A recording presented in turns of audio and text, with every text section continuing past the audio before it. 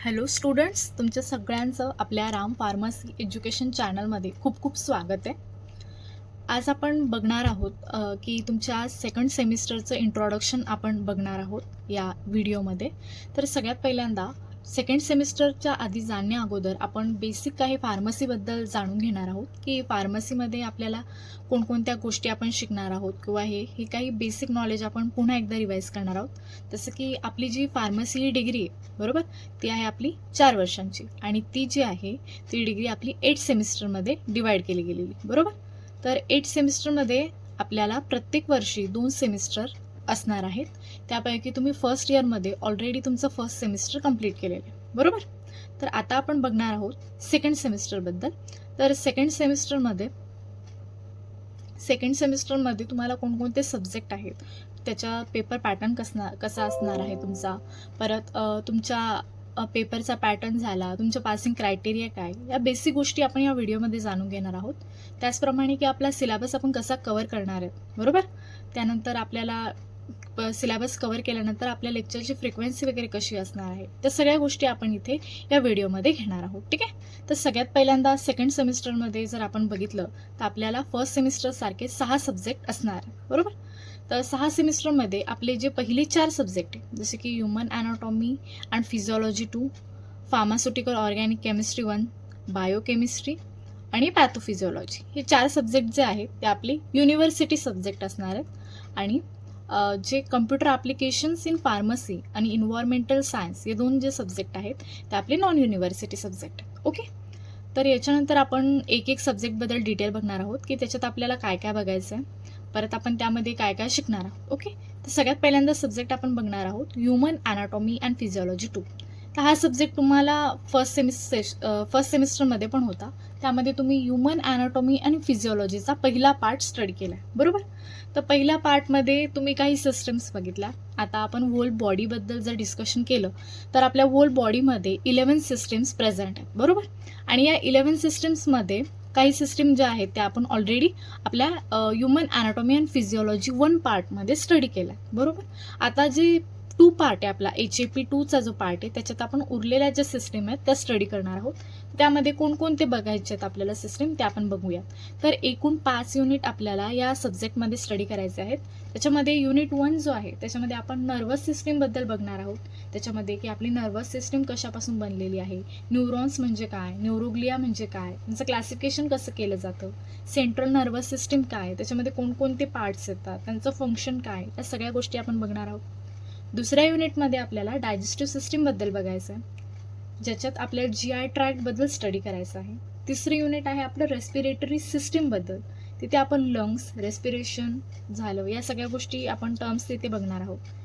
त्याच्यातच आपण urinary system पण बघणार आहोत. त्याच्यामध्ये युरिनरी ट्रॅक्टबद्दल, त्याचे स्पेशल फीचर झाले, ॲनाटॉमी झाली, युरिनरी ट्रॅक्टबद्दल झाले, या सगळ्या गोष्टी आपल्याला बघायच्या आहेत. युनिट 4मध्ये आपण बघणार आहोत एंडोक्राईन सिस्टीमबद्दल, जिथे आपल्याला हार्मोन्सबद्दल स्टडी करायचं आहे. त्याच्यानंतर आपण युनिट 5मध्ये रिप्रोडक्टिव्ह सिस्टीमबद्दल बघणार आहोत. दोन्ही पण मेल अँड फिमेल रिप्रोडक्टिव्ह सिस्टीमबद्दल आपल्याला डिटेल बघायचं आहे. आणि दुसरं आपण बघणार आहोत इंट्रोडक्शन टू जेनेटिक्स. इथे आपण जीन्सबद्दल, DNA बद्दल, क्रोमोझोम्सबद्दल बघणार आहोत. तर HAP2मध्ये आपल्याला टोटली 5 युनिट स्टडी करायचे आहे. ओके. तर आय होप की तुम्हाला हे क्लिअर झालं असेल की आपण HAP2मध्ये कोणकोणते टॉपिक्स इथे स्टडी करणार आहोत. ओके. त्याच्यानंतर आपण बघणार आहोत फार्मास्युटिकल ऑर्गॅनिक केमिस्ट्री 1. आता तुम्ही म्हणाल की फर्स्ट सेमिस्टरमध्येच आपण हा सब्जेक्ट स्टडी केला, पण तसं नाही. आपल्याला माहिती आपण 11-12मध्येच बघितलं आहे बरोबर की केमिस्ट्री 2 पार्टमध्ये डिवाइड आहे बरोबर.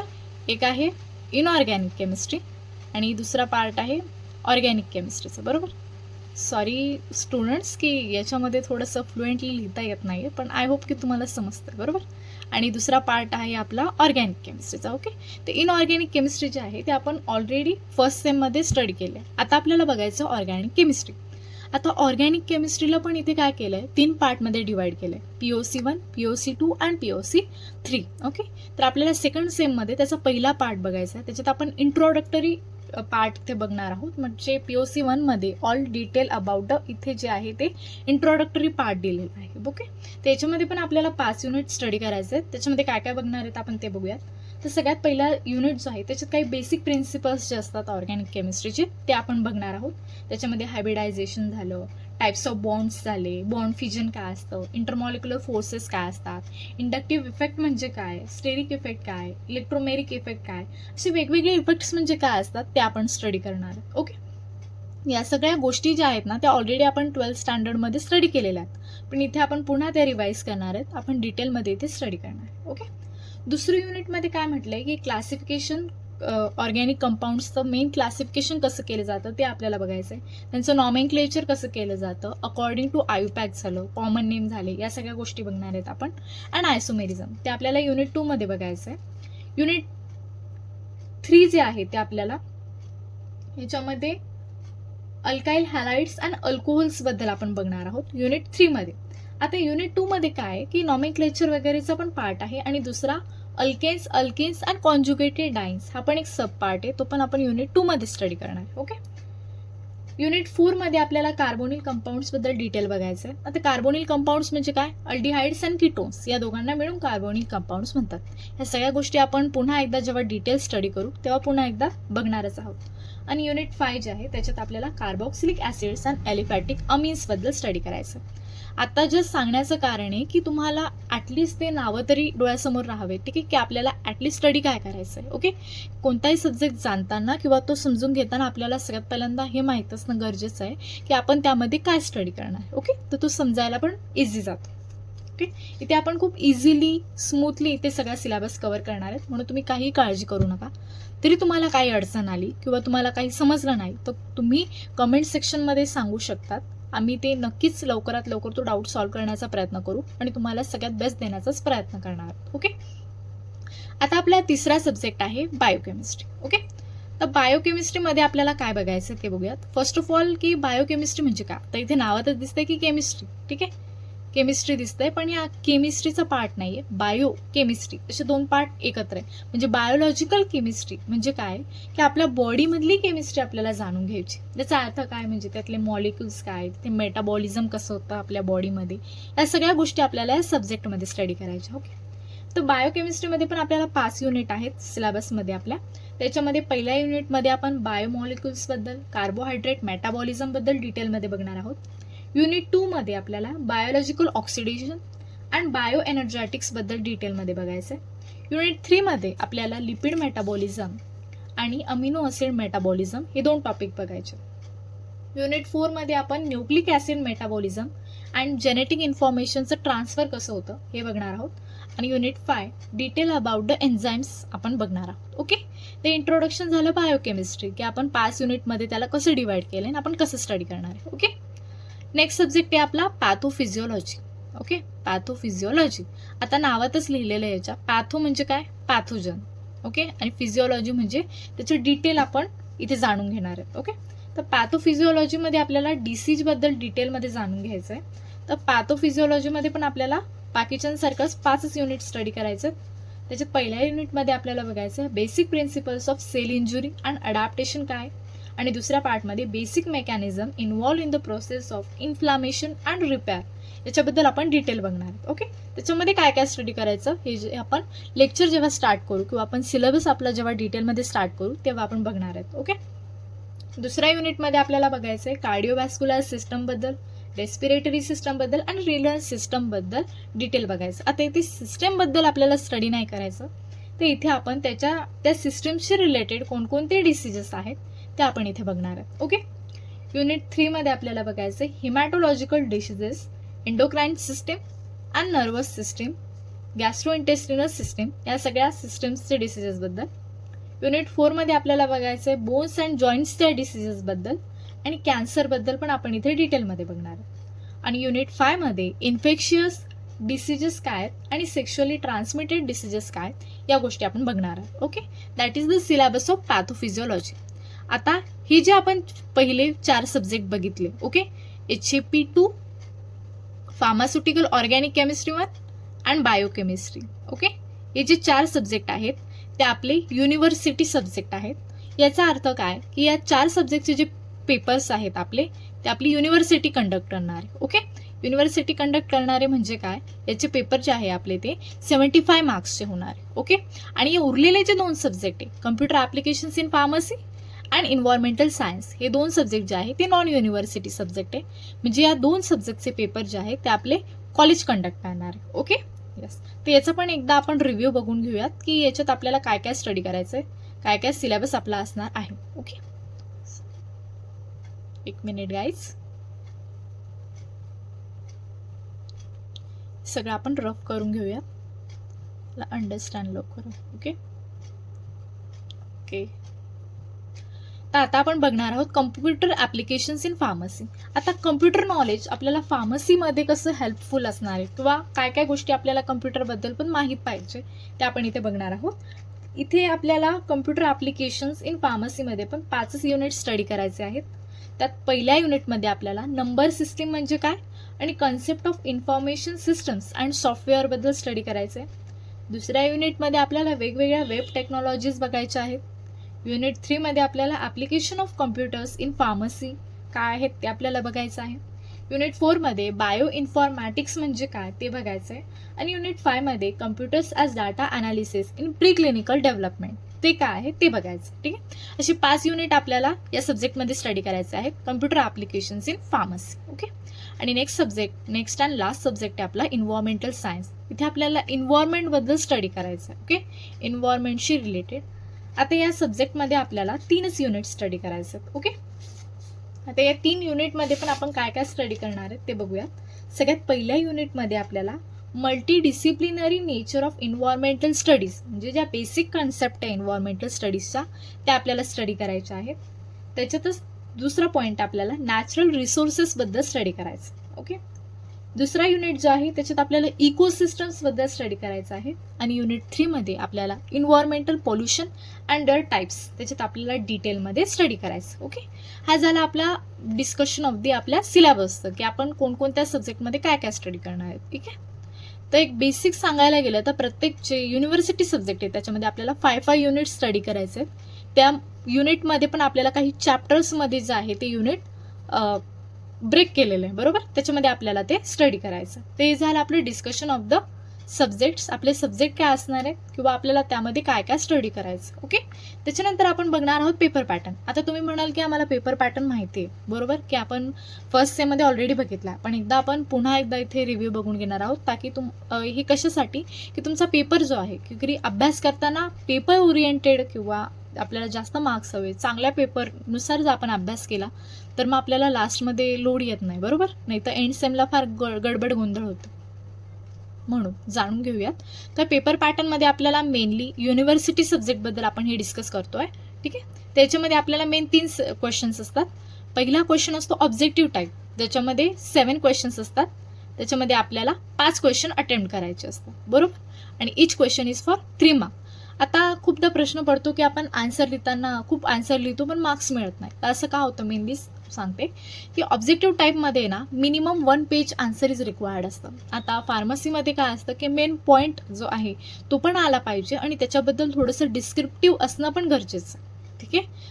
म्हणजे क्वांटिटी पण त्या आन्सरची तेवढी असायला पाहिजे आणि क्वालिटी पण, की मेन सगळ्या गोष्टी तिथे इन्क्लूड असायला हव्या. ठीक आहे. तर हे लक्षात ठेवायचं की ॲटलिस्ट 1 पेज आपलं असायला पाहिजे फॉर 3 मार्क्स. दुसरा क्वेश्चन येतो आपल्याला लॉंग आन्सर्स. त्याच्यामध्ये आपल्याला सगळ्या गोष्टी तिथे मेन्शन कराव्या लागतात. याच्यामध्ये आपल्याला 4 क्वेश्चन्स दिले जातात आणि त्याच्यामध्ये तुम्हाला फक्त 2 अटेम्प्ट करायचे असतात, बरोबर. इच फॉर 10 मार्क्स. तर 10 मार्क्सच्या क्वेश्चनमध्ये तुम्हाला ॲटलिस्ट 4 पेजेस तरी लिहिणं ॲक्सेप्टेड आहे. ओके. तर या 4 पेजेसमध्ये सगळे पॉईंट्स मेन्शन व्हायला पाहिजेत. यात मेन्शन करता आलं तर डायग्राम्स मेन्शन करा, पाय चार्ट्स मेन्शन करा. ओके. याच्यामुळे काय होतं की एक्झामिनरला कळतं की तुमच्या सगळ्या कन्सेप्ट ज्या आहेत त्या क्लिअर आहे आणि त्यामुळे तुम्हाला मार्क्स मिळायला पण हेल्प होते. ओके. आणि तिसरा क्वेश्चन जो आहे तो शॉर्ट आन्सर्स. याच्यामध्ये तुम्हाला थोडी मेहनत करावी लागते कारण इथे 10 क्वेश्चन्समधून तुम्हाला 8 क्वेश्चन्स अटेम्प्ट करायचे असतात आणि अर्धा पेपर तो याचाच असतो शॉर्ट आन्सर्सचा. 40 मार्क्स फक्त तुमच्या असतात या 5 मार्क्सच्या क्वेश्चन्सला, शॉर्ट आन्सर्सला. तर इथे तुम्हाला ॲटलिस्ट 5 मार्क्ससाठी 2 पेजेस तरी रिक्वायर्ड आहे. ओके. आणि यात पण बऱ्यापैकी डायग्राम मेन्शन करता आली ती करा. परत जेवढे सब पॉईंट मेन्शन करता येतील तेवढे करा की तुम्हाला जास्तीत जास्त मार्क्स घेता येतील. ओके. येस. आता याच्यानंतर आपल्याला बघायचं आहे पासिंग क्रायटेरियाबद्दल आपण बोलूयात की आता इथे काय होतं की तुमचा जो सेमिस्टरचा पेपर होतो तो 75चा असतो, बरोबर. 75चा तुमचा इंटरनलचा पेपर असतो युनिव्हर्सिटीचा. त्याच्यानंतर 25 मार्क्स जे असतात ते तुम्हाला इंटरनली मिळतात. आणि असे करून जे आहे तुमचे ते टोटली 100 मार्क्स होत असतात, बरोबर. आणि या 100 मार्क्समधनं ॲटलिस्ट तुम्हाला 50 मार्क्स पाहिजे असतात पासिंगसाठी. ठीक आहे. आता या 50 मार्क्ससाठी कसं करायचं, म्हणजे ॲटलिस्ट तुम्ही पास तरी झाले पाहिजे. किती टफ सब्जेक्ट असला तरी ॲटलिस्ट तुम्ही पास होणारच. आता स्ट्रॅटेजी कशी आहे, तुम्ही काय करायचं, म्हणजे ॲटलिस्ट तुमचा फोकस कसा असला पाहिजे की ॲटलिस्ट 25 मधून तुम्हाला 20 मार्क्स तरी मिळाले पाहिजे इंटरनली.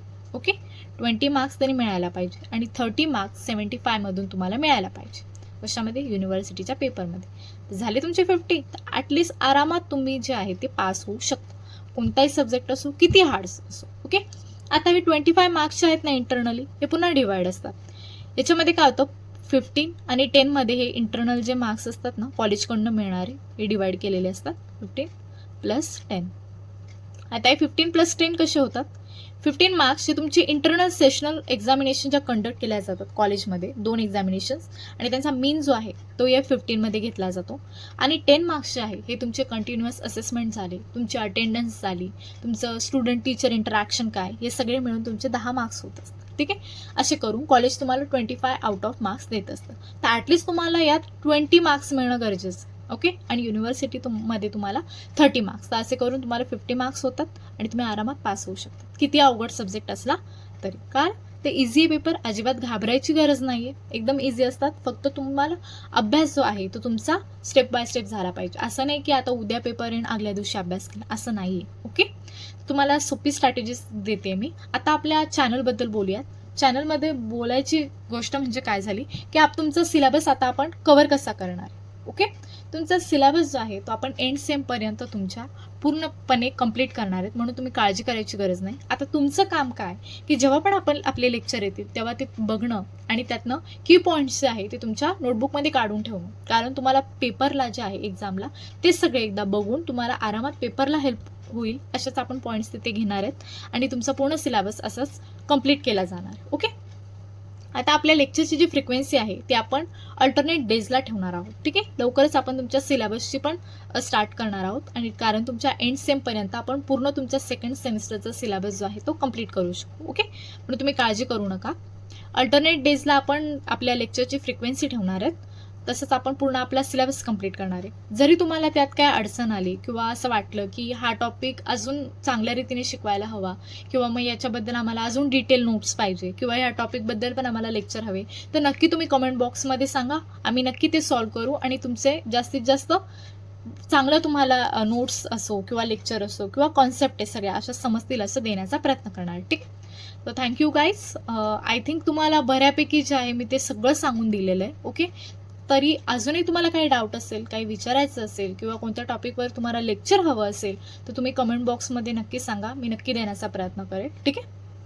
आणि आपल्या चॅनलसोबत जोडून राहा आणि आपला सिलेबस आता लवकरच स्टार्ट होणार आहे, म्हणून अभ्यासाला लागा अकॉर्डिंग टू तुमच्या एंड सेमिस्टर टार्गेट घेऊन. ठीक आहे. जास्तीत जास्त मार्क्स तुम्हाला घ्यायचे आहेत आणि जास्तीत जास्त चांगल्या मार्कांनी, चांगल्या SGPA तुम्हाला पास व्हायचं. ओके.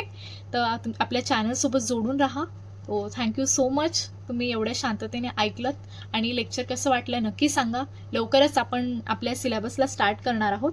ठीक आहे. तर चॅनलसोबत जोडून राहा, आपलं लवकरच लेक्चर स्टार्ट होत आहेत. आणि हां, फक्त लेक्चर बघायचं म्हणून बघायचं नाही आहे, तर त्याच्या नोट्स पण तुम्ही काढा आणि नोट्स काढल्यावर चांगले की पॉईंट्सना जिथे लेक्चरमध्ये सांगितलं आहे कोणता की पॉईंट महत्त्वाचा आहे, कोणत्या गोष्टी तुम्हाला लक्षात ठेवायच्या आहे, कोणत्या डायरेक्टली लर्न करायच्या आहे, त्या सगळ्या गोष्टी व्यवस्थित लक्ष देऊन ऐका आणि पॉईंट करून ठेवा, जेणेकरून तुम्हाला पेपरला खूप हेल्प होणार. ठीक आहे. Thank you so much guys. लवकरच आपण आपल्या लेक्चरमध्ये सिलेबसला स्टार्ट करतो आहे. लवकरच भेटूयात. ठीक आहे. Thank you so much. Bye bye.